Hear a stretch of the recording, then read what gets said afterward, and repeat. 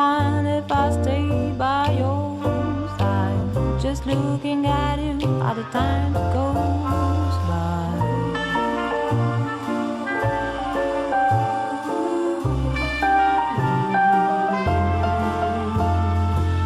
Do you mind if I stay by your side? Just looking at you all the time goes by.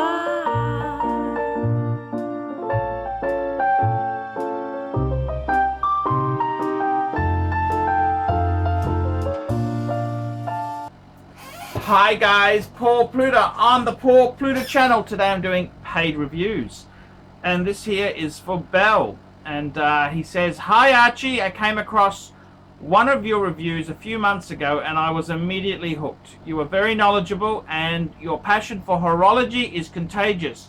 I've been collecting watches for 10 years now and love the hobby. I have bought and sold a few watches over the years, and most recently I was able to consolidate a big part of my collection so I can purchase my grail watch, a Patek Philippe 5270G. I traded 6 pieces in order to obtain this masterpiece and could not be more content.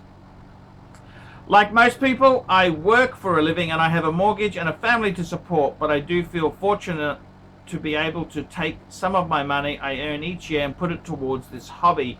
I promised myself 10 years ago that I would own a Patek Philippe Grand Complication when I turned 40, so I'm thankful to be able to achieve this goal. Believe it or not, for me, these watches will be a big part of my retirement fund. I'm hoping that in 20 to 25 years, the value for some of these pieces will be significantly more. I also have a Patek Philippe 5235 Regulator that I absolutely love. This watch is truly awesome and very much underrated in my opinion. It is based on Patek's Advanced Research Caliber 31-260 and has a unique movement that used a silicone balance spring and escapement. It is also perfect at 40.5mm diameter. I would love to hear your thoughts on these two watches. I've included a few pics as well. It's up to you if you decide to do a review or simply send me your feedback. No, we'll be doing a review there. My only request is to remain anonymous. Well, how many bells can there be? I sent you 100 Aussie to support your channel. Keep up your amazing work, anonymous. So there we go. What do I think? What should we say? Well, I gotta tell you, in all honesty there, those are two magnificent Patek Philippes. I think the first thing we'll address is we'll talk about your Patek 5270. And I've got to be completely honest with you, that is a super grail. The 5270 is really, how would I put it? It is really amazing. That is just superb indeed there. This sort of piece here, absolutely, what is it? It's a perpetual calendar chronograph. So not only have we got a perpetual calendar, but we've got a chronograph for good measure thrown in. And that's the G. So it's a 5270G. G tells us it's white gold. And I've got to be honest with you, my God, that's an amazing piece. An amazing piece. A perpetual calendar chronograph. Wow! That's all I can say is wow. Absolutely magnificent. That is one of the greatest watches of all time there. I did actually do a review on a 3970. I had a fan who's got a well, actually he's trying to sell it. He's looking at he may consider a 5270, but anyhow, that's another story. But I got to tell you honestly, Patek Philippe Perpetual Calendar Chronograph Signature Grand Complication. That's all I can say. It's amazing stuff. That is just absolutely amazing. Amazing.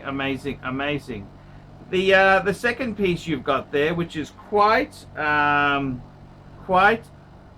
interesting as well, is the 5230. This is the Regulator, and it's an interesting piece. This is an annual calendar, and the way it's done, Regulators, they were popular in pocket watches. So Patek has done this on a wristwatch, and I got to be honest with you, that is it's one of the nicest watches of all time. It's just absolutely gorgeous. It's very unusual when when they say Regulator, we're talking about how the hands are placed. So you've got one big hand that gives us minutes around the piece there, and then we have got it's very, very interesting. We have got, this is an annual calendar, so it tells us day, date, month, and it also tells us the hours as well. So very interesting how this is done. It's got a separate little dial for the hours itself. So really, really cool how it's done there. You've also got the white gold version. I think you couldn't go wrong choosing that piece there, the 5270 and a 5235. I think the Regulator, superb. That is actually, compared to a normal annual calendar, this is kind of like a next level up. Amazing piece.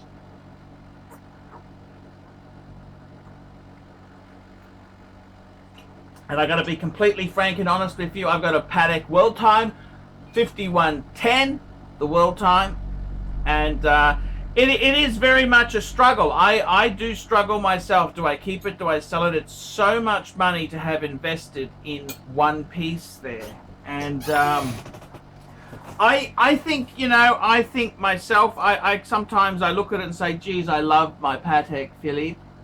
I would dearly love a second one. Yes, I would. Yes. I would dearly love a second one. However, mere mortals, I've got children, you've got a mortgage, I've got rent coming up in a few years' time. It's a struggle. It's very much a struggle. What do I think future values? Well, this is a very tricky thing. I always say the best thing you can do is buy what you like. Buy what you like and see what happens. I gotta be honest with you. What do I think the future is? Well, the 5270 is Patek's signature line, Perpetual calendar chronograph. Future value.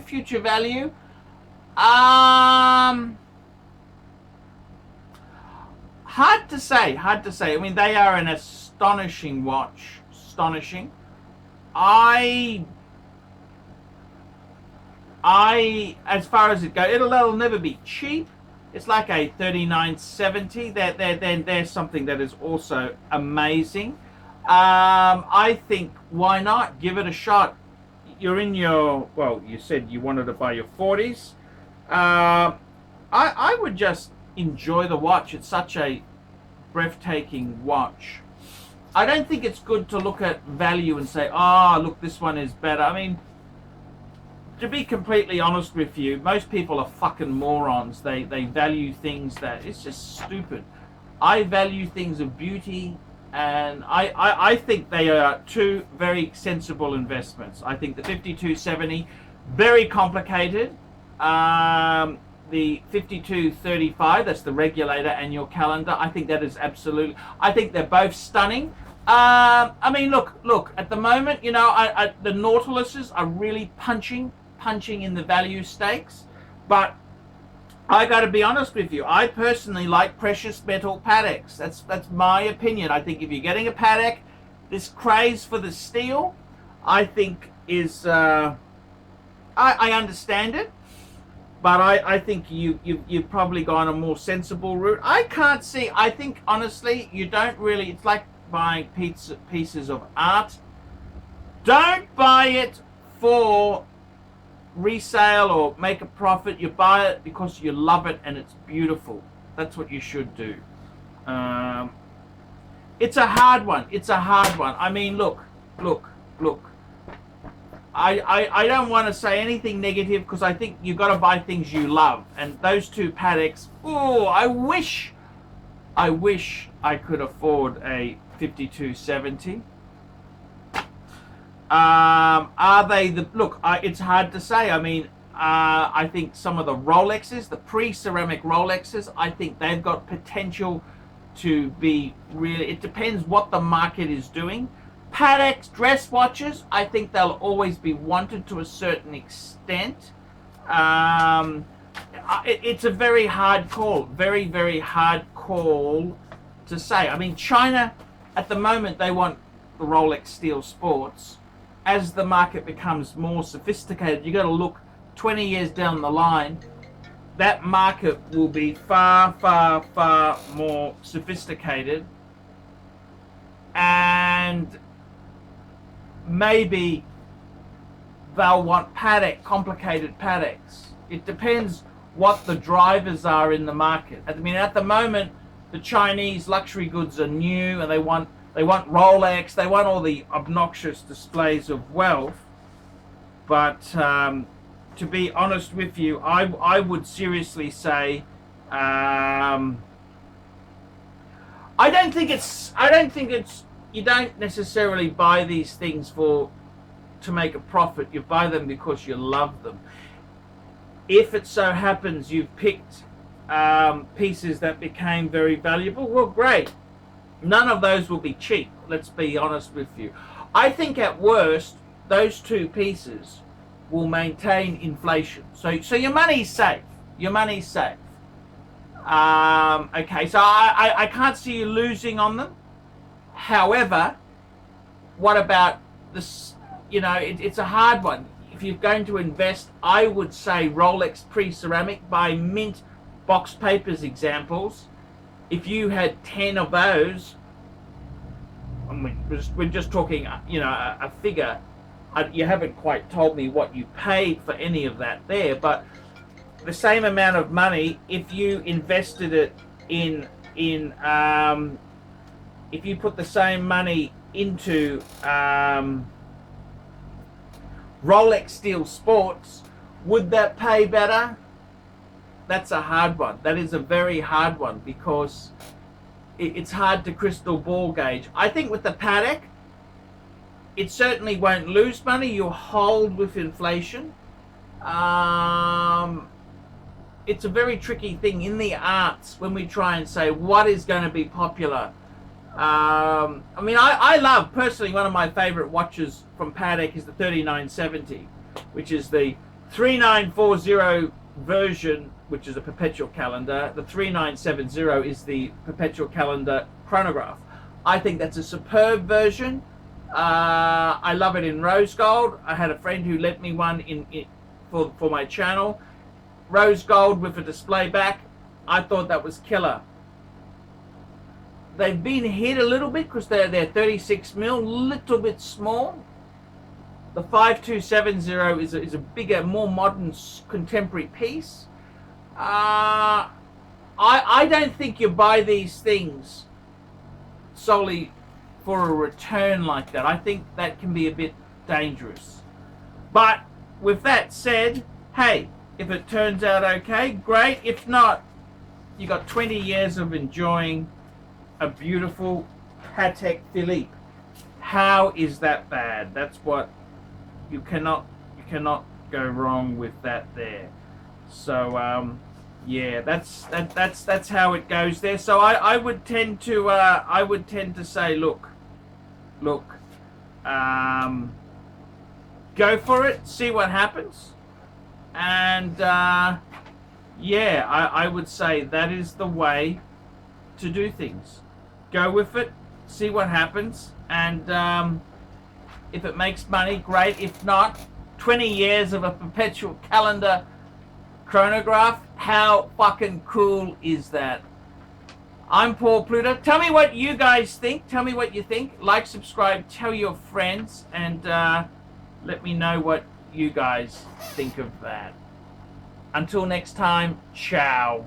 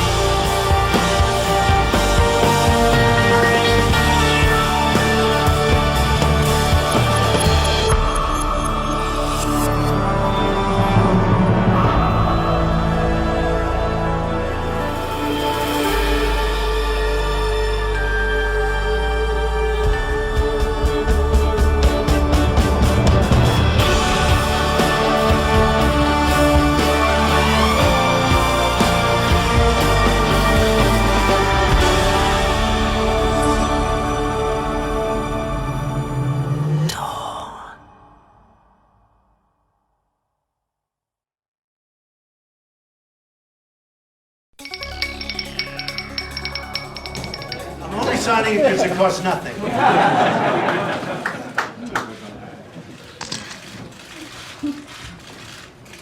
So this is